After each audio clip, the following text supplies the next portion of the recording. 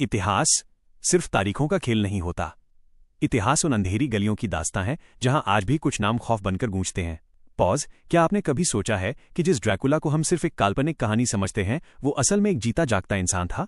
एक ऐसा राजा जिसने मौत को एक तमाशा बना दिया, जिसका नाम सुनकर दुश्मन के पैर कांपने लगते थे। आज की कहानी एक ऐसे योद्धा की जिसने अपनी सल्तनत को बचाने के लिए शैतान का रास्ता चुना।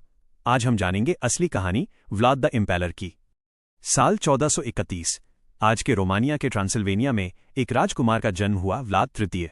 लेकिन किस्मत ने उसके लिए फूलों की सेज नहीं बल्कि कांटों का बिस्तर चुना था।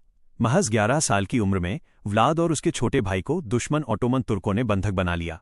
सोचिए, एक छोटा बच्चा अपनों से दूर, दुश्मनों की कैद में, जहां हर रोज उसे मौत और यातनाएं करीब से देखनी पड़ती थीं।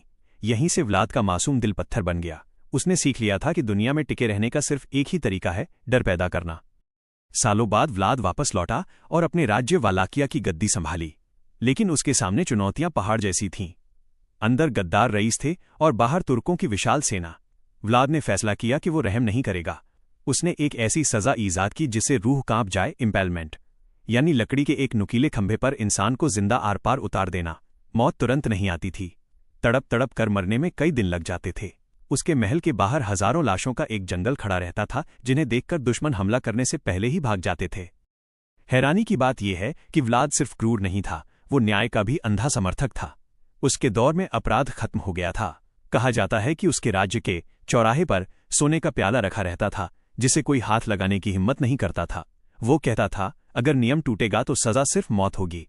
व्लाद के इसी खौफ से कहानियां जन्मने लगीं। लोग कहने लगे कि वो इंसानों का खून पीता है।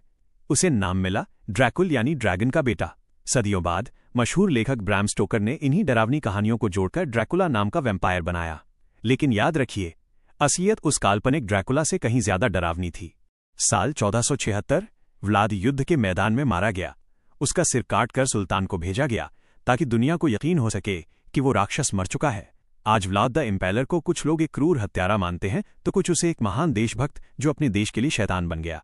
इतिहास उसे किस नज़र से देखता है, ये बहस आज भी जारी है। इतिहास हमें सिखाता है कि डर से राज किया जा सकता है, लेकिन इज्जत से नहीं। व्लाद जीत गया या हार गया, ये फैसला आप कीजिए।